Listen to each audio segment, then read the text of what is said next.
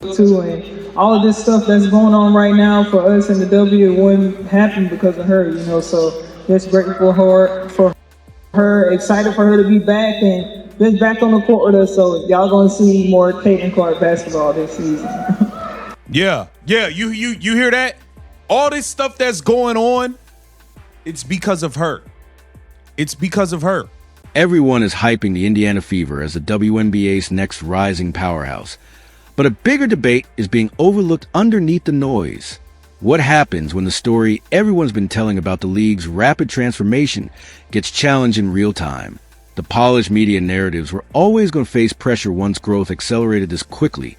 And now the conversation is getting more intense, more divided, and harder to control.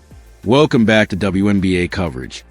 If you're here for surface-level talking points or overly safe commentary, this probably isn't it. Today, we're digging into the deeper dynamics behind the league's evolution, from exploding viewership and sold-out arenas to new media deals and increased investment that are reshaping the entire landscape of women's basketball. For the past stretch of seasons, different voices around the league and in sports media have pushed competing explanations for this surge. Some calling it a natural, long-overdue rise, others pointing to a specific generational shift as the key spark. Social media debates, podcast discussions, and post-game commentary have only intensified that split, often boiling down to one core argument. Is this growth purely structural, or is it being accelerated by a singular breakout influence? The reality is more complex, shaped by economics, timing, talent pipelines, and cultural momentum all colliding at once. Much of the recent spotlight has centered on Caitlin Clark, whose arrival has undeniably amplified attention and drawn unprecedented audiences, adding fuel to an already fast-moving league-wide surge. At the same time, veteran presence, team development, and long-term investment in the sport all remain critical parts of the picture. The real story isn't a simple clash of narratives. It's a rapidly evolving league trying to find its identity in the middle of explosive growth, where every performance, every headline, and every opinion now... I love setting a good screen. I love getting my guards open. I love setting a good screen. That's music to my ears because, we dealt with people that wouldn't set real screens. Aaliyah Boston wasn't even setting good screens during Caitlin Clark's rookie year for whatever reason, but she's gotten much better. Nalissa Smith wouldn't touch nobody on no picks. Natasha Howard wasn't setting good screens. That is so refreshing to hear. I love setting good screens because when you set good picks for Caitlin Clark, you can feel the confidence in her voice during that media session. No hesitation, no filtering, just a direct assessment of where the league stands right now. She credits Caitlin Clark's arrival as a major catalyst in the league's current surge, pointing to her long-range shooting, court vision, and the way she naturally elevates attention around every game she plays. But the deeper point she makes isn't just about talent. It's about timing, visibility, and the business side of the sport finally catching fire. With the 2026 collective bargaining discussions approaching, that kind of statement carries real weight. Players are pushing for stronger contracts, better revenue distribution, and improved working conditions, while also debating how much of the league's growth comes from collective progress versus individual star power. Her comments cut straight through that debate, suggesting the surge in ratings and revenue has been significantly amplified by Clark's impact, whether everyone agrees or not. That kind of honesty instantly shifts the conversation, and also the pressure. In a league this competitive, speaking so openly can change how you're perceived on and off the court, especially heading into matchups where intensity is already high. Meanwhile, Monique Billings' arrival adds another layer to Indiana's evolving identity. Her role isn't about ego or spotlight. It's about structure, stability, and complementing a rapidly developing system around a high-usage guard. Analysts had long debated what type of veteran presence would best support that kind of offense, and her profile fits the mold. Experience, composed, and focus on maximizing team efficiency rather than individual narrative. Together, these developments highlight a team and a league in transition, where talent, media narratives, and financial stakes are all colliding at once, reshaping how success is defined in real time. Early impressions of Steph. And I know you worked with her at Team USA. Yes, so, I would say Steph's a firecracker. I love her energy. I love how she's just passionate. I love playing for a passionate coach. Obviously, she played the game before, so I feed off of that. I could tell just by the way that she... When reporters pressed Monique Billings about her free agency decision, She skipped the usual scripted answers and went straight to what actually mattered to her as a player. She highlighted her experience in competitive environments alongside Kelsey Mitchell, and more importantly, the chemistry she felt while sharing the floor with Caitlin Clark in high-level international play. Billings made it clear that the fit was immediate.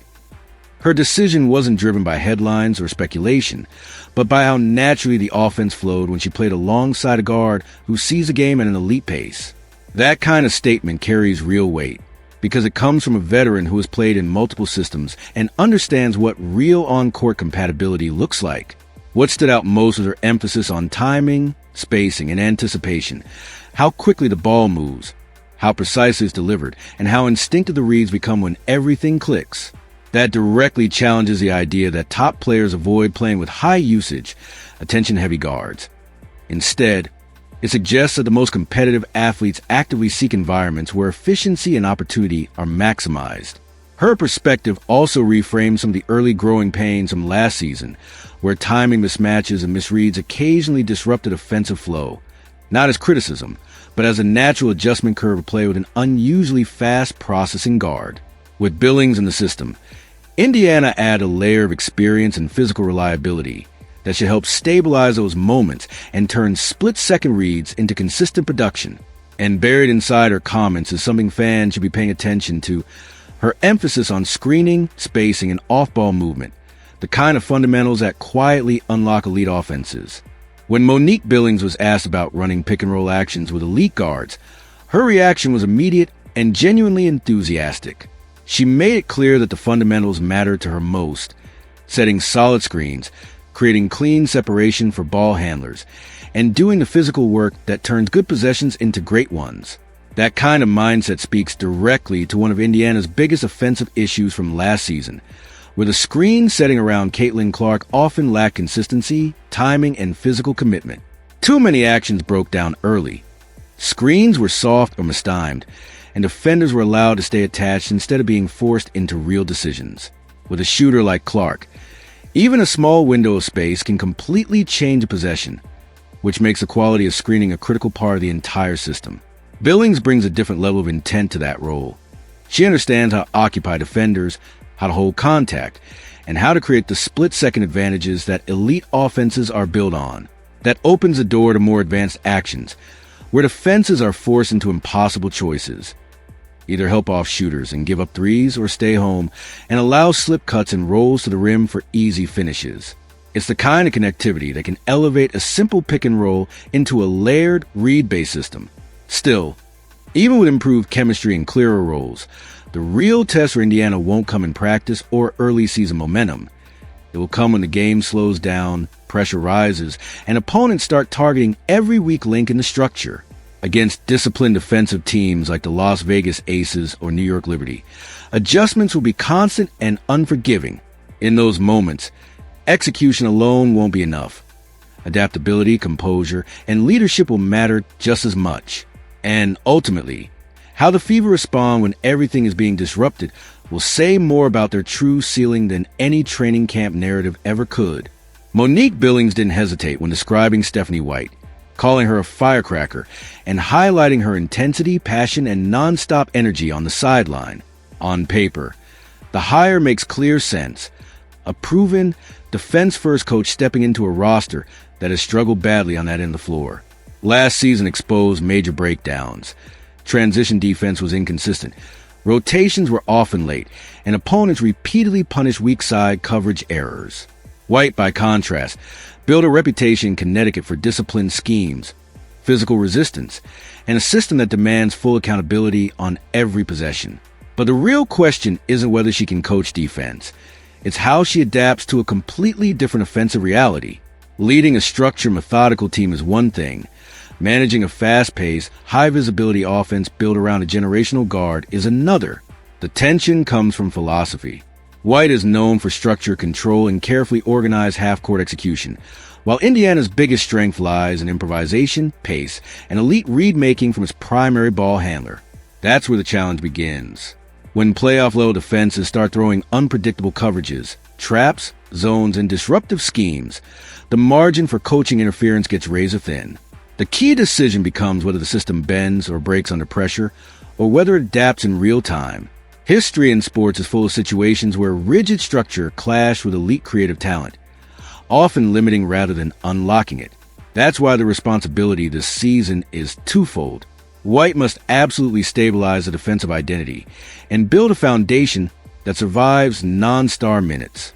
But offensively, the priorities shift to spacing, timing, and trust, allowing the offense to flow through decision-makers rather than over-controlling every action. With proper screening, floor balance, and movement around the perimeter, the system becomes less about rigid sets and more about creating advantages and letting them develop.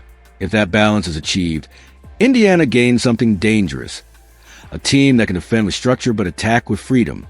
If it isn't friction between system and instinct becomes the central storyline, the difference between those outcomes won't be talent. It will be adaptation, timing, and coaching flexibility under pressure.